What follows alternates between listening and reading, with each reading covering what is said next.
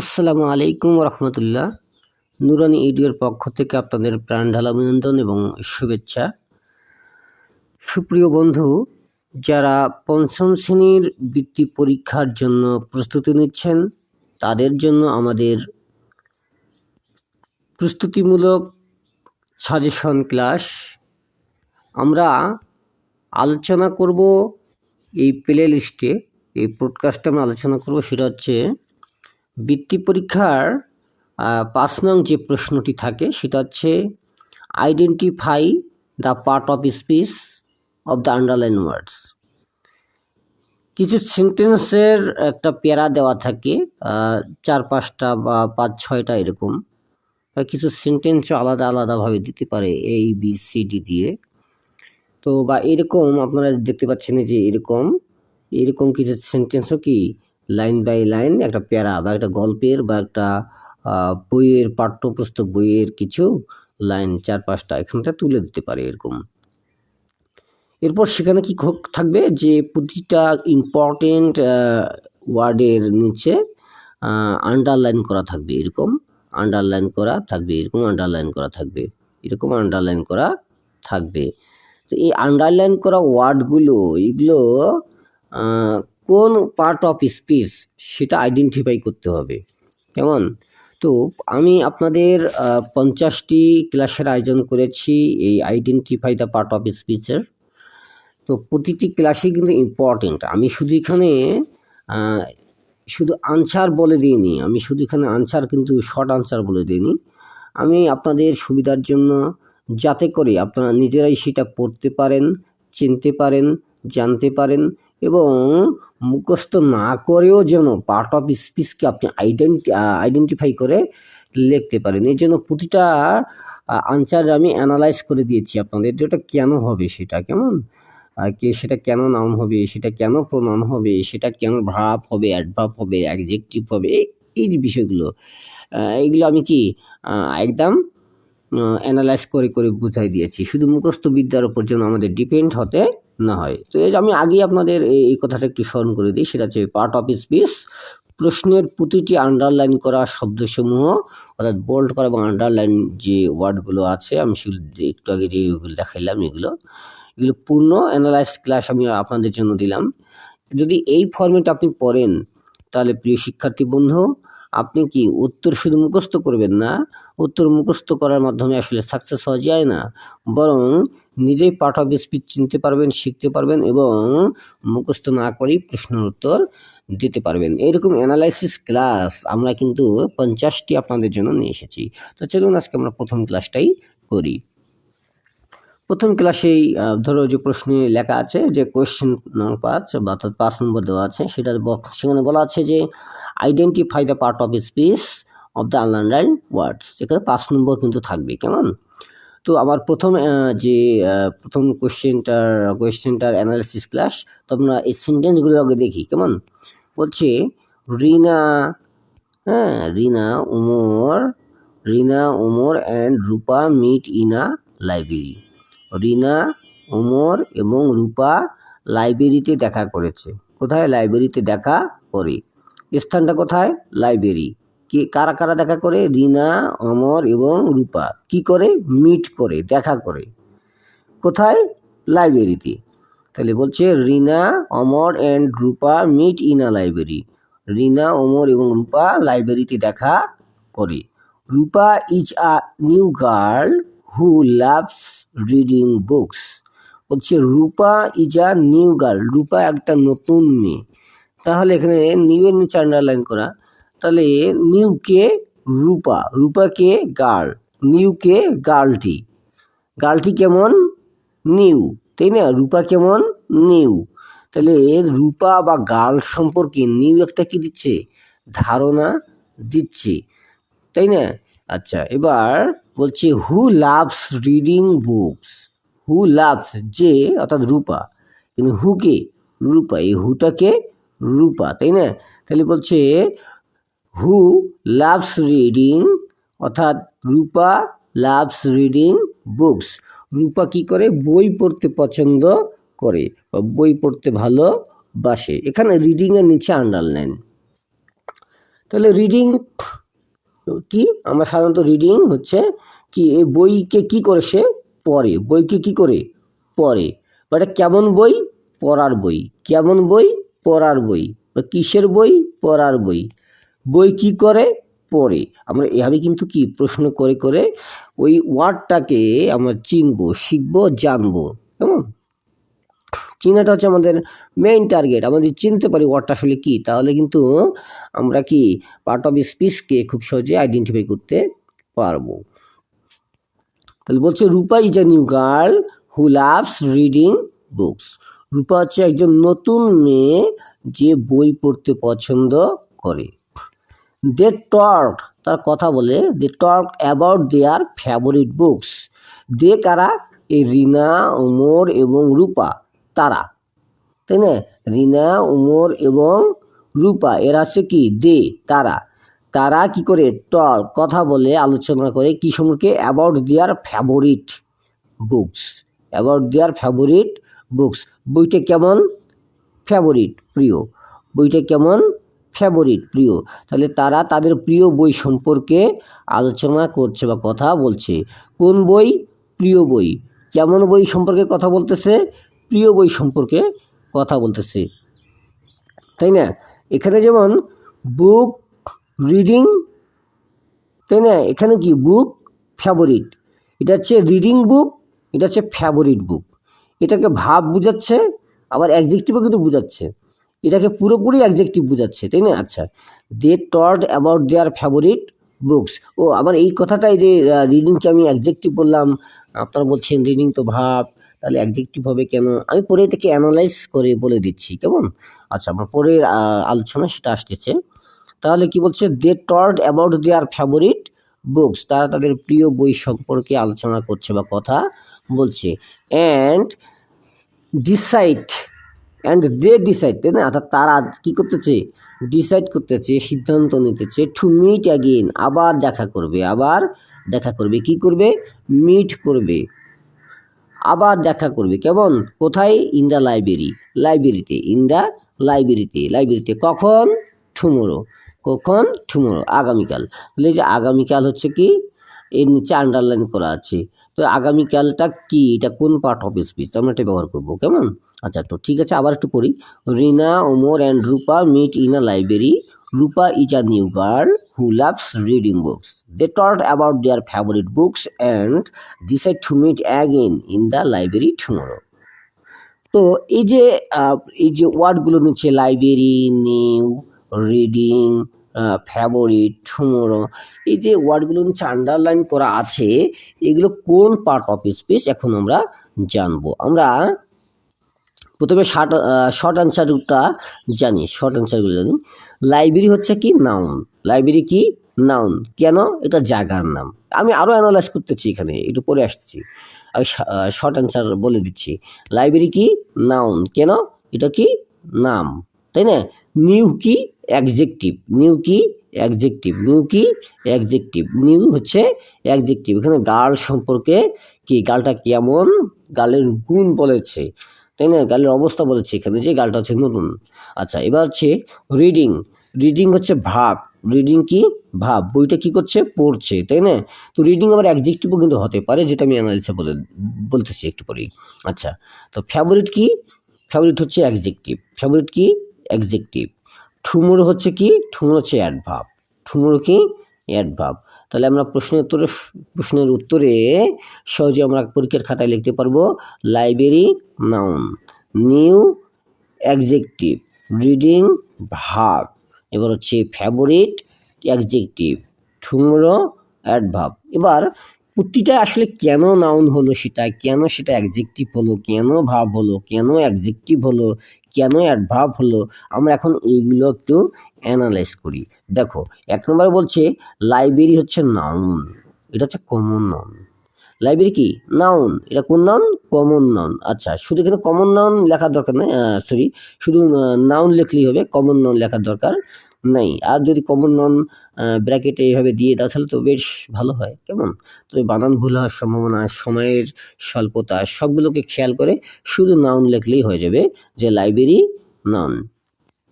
তো এটা কেন নাউন, এই লাইব্রেরিটা দেখো, এখানে বলা হচ্ছে যে Rina, Umar and Rupa meet in a library. তারা দেখা করেছে কোথায়? লাইব্রেরিতে। লাইব্রেরি একটা স্থানের নাম বোঝাচ্ছে, তাই না? লাইব্রেরি একটি স্থানের নাম বোঝাচ্ছে। তাহলে লাইব্রেরি একটি স্থানের নাম, লাইব্রেরি একটি স্থানের নাম। যে ওয়ার্ড ব্যক্তি, বস্তু, প্রাণী বা স্থানের নাম বোঝায় তাকে কি বলে? নাউন বলে। তাহলে যে ওয়ার্ড ব্যক্তি, বস্তু, প্রাণী বা স্থানের নাম বোঝায় তাকে নাউন বলে। এখানে meet in a library, meet in a library, তারা কোথায় দেখা করবে? Meet in a library, meet in a library, তারা লাইব্রেরিতে দেখা করবে। তারা কি একটা জায়গায় দেখা করবে। তারা কোথায় মিলিত হবে? লাইব্রেরিতে মিলিত হবে। তাই লাইব্রেরি কি এখানে নাউন, কমন নাউন। অর্থাৎ প্লেসের নাম বা জায়গার নাম কি হয়? নাউন হয়। প্লেসের নাম বা জায়গার নাম কি হয়? নাউন হয়ে থাকে। অর্থাৎ প্লেস ইকুয়াল নাউন, আমি আমরা আপনাদের শর্টকাটে বলে দিয়েছি। কেমন? তাহলে লাইব্রেরি নাউন হওয়ার কারণ কি? লাইব্রেরি হচ্ছে কি একটি জায়গার নাম। এবার নিউ কেন অ্যাডজেক্টিভ? এই যে new, Rupa is a new girl, Rupa is a new girl, আমরা বলেছি নিউ কি? অ্যাডজেক্টিভ। নিউ কি? অ্যাডজেক্টিভ। তো ওটা কেন অ্যাডজেক্টিভ? আচ্ছা দেখো, বলা আছে কি নিউ হচ্ছে অ্যাডজেক্টিভ। নিউ শব্দটি গার্ল সম্পর্কে অতিরিক্ত তথ্য দিয়েছে, তাই না? আমি কিন্তু পড়ার সময় বারবার এই কথাটা আপনাদের স্মরণ করে দিয়েছি যে রূপা ইজ আ নিউ গার্ল, রূপা কেমন গার্ল? New girl. গার্লটা কেমন? নিউ। গার্লটা কেমন? নিউ। তাহলে এখানে বলা হচ্ছে দেখো যে নিউ শব্দটি গার্ল সম্পর্কে অতিরিক্ত তথ্য দিচ্ছে, তাই না? নিউ গার্ল, কেমন গার্ল? New girl. গার্ল কেমন? নিউ। যে ওয়ার্ড কোনো নাউনের গুণ, অবস্থা বা বৈশিষ্ট্য প্রকাশ করে তাকে অ্যাডজেক্টিভ বলে। অ্যাডজেক্টিভটা কি? যে ওয়ার্ড কোনো নাউনের গুণ, অবস্থা বা বৈশিষ্ট্য প্রকাশ করে তাকে অ্যাডজেক্টিভ বলে। তাই নিউ অ্যাডজেক্টিভ। নিউ কি? অ্যাডজেক্টিভ। শর্টকাটে আমরা বলতে পারি নাউনের আগে বসে তার গুণ বললে সেটা কি? অ্যাডজেক্টিভ। নাউনের আগে বসে, নাউনের আগে বসে তার গুণ প্রকাশ করলে সেটা কি হবে? অ্যাডজেক্টিভ। এখানে গার্ল হচ্ছে নাউন, গার্ল কি? গার্ল হচ্ছে নাউন, এবং রূপা হচ্ছে কি? নাউন। রূপাও নাউন, এখানে গার্লও নাউন। এখন গার্লের পূর্বে কি বসেছে? নিউ বসে। এর কি? গার্লটা হচ্ছে নতুন, গার্লের গুণ বুঝাচ্ছে এখানে, তাই না? তাই এটা কি? অ্যাডজেক্টিভ। আচ্ছা, তাহলে নিউ হচ্ছে কি? অ্যাডজেক্টিভ। 3 নম্বরে বলা হচ্ছে যে রিডিং এর নিচে আন্ডারলাইন করা আছে। রিডিং, রিডিংটা হচ্ছে সাধারণ কি? ভাব। রিডিং কি? ভাব। রিডিং কি? ভাব। এখন আমি কিন্তু বলে দিয়েছিলাম যে রিডিং অ্যাডজেক্টিভও হতে পারে, তাই না? তো কেন সেটা আসি দেখো। এই জন্য আমি আগে পরে আগের আলোচনায় একটু বলেছি, সেটা হচ্ছে রিডিং বুক ভাব যেমন হতে পারে, অ্যাডজেক্টিভও তো তেমন হতে পারে। যে কেননা দেখো, ফেভারিট বুক, এখানে ফেভারিট কি? অ্যাডজেক্টিভ। এখানে পড়ার বই, যদি আমরা পড়ার বই এটা ধরে নিই যে পড়ার বই, তাহলে এটা অ্যাডজেক্টিভ। আর যদি আমরা পড়াকে কাজ ধরি তাহলে সেটা ভাব। কেমন? একটু দেখো, আলোচনায় আমি আসতেছি। বলো যে এখানে রিডিং কি? অ্যাডজেক্টিভ। এটা হচ্ছে ভার্বাল অ্যাডজেক্টিভ। কেমন? এটা হচ্ছে কি? Verbal adjective. এখানে রিডিং বুকস, এখানে প্রশ্ন করো কী ধরনের বই? পড়ার বই। ছবি আঁকার বই নয়, লেখার বই নয়, গাইড বই নয়, অন্য কোনো আদার্স বই নয়। এটা কিসের বই? পড়ার বই। কিসের বই? পড়ার বই। তাহলে এখানে কি? এটা কী ধরনের বই? রিডিং বুকস, পড়ার বই। রিডিং শব্দটি বুকসকে কি বর্ণনা করেছে, বইগুলোকে কি করেছে? বর্ণনা করেছে। এখন এটি এখানে কি হিসেবে কাজ করছে? অ্যাডজেক্টিভ হিসেবে কাজ করছে, যে বইয়ের গুণ তুলে ধরছে। বইয়ের কি? গুণ তুলে ধরছে। এগুলো হচ্ছে পড়ার বই, তাই না? তাই রিডিং অ্যাডজেক্টিভ। রিডিং কি? অ্যাডজেক্টিভ, অর্থাৎ ভার্বাল অ্যাডজেক্টিভ। বিশেষ রুলে আমি বলে দিচ্ছি যে রিডিংকে যদি কাজ বোঝায় তাহলে সেটা কী হবে? ভার্ব হবে। রিডিং যদি নাউনকে বর্ণনা করে তাহলে সেটা কী হবে? অ্যাডজেক্টিভ হবে। রিডিং যদি কি আপনার কোনো নাউনকে বর্ণনা করে তাহলে সেটা কি হবে? অ্যাডজেক্টিভ। আবার তাহলে এটা কি হতে পারে? ভার্বও হতে পারে।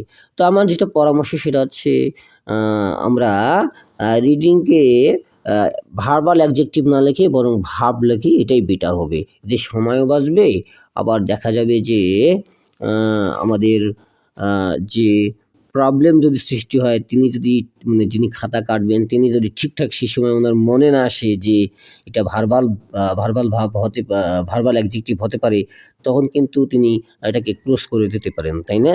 এই জন্য আমরা কি করব, ডাইরেক্ট রিডিংকে ভাবেই দেব।